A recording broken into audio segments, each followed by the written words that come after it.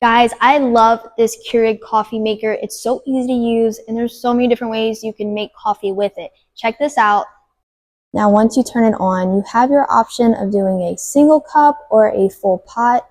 And the single cup works just like your normal Keurig. You put your single pods right in the top there, and then you select if you want to do 6 ounces, 8, 10, or 12.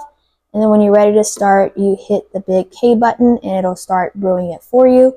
Now the full pot works the same exact way. You have your different ounce selections. Your coffee grinds go right in the top here.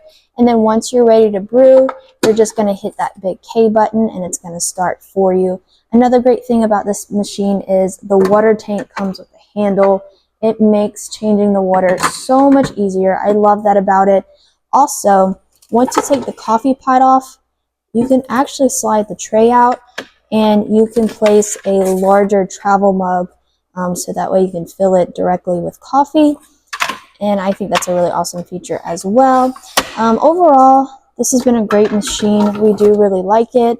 Keurig is just a good quality coffee maker and I highly recommend it.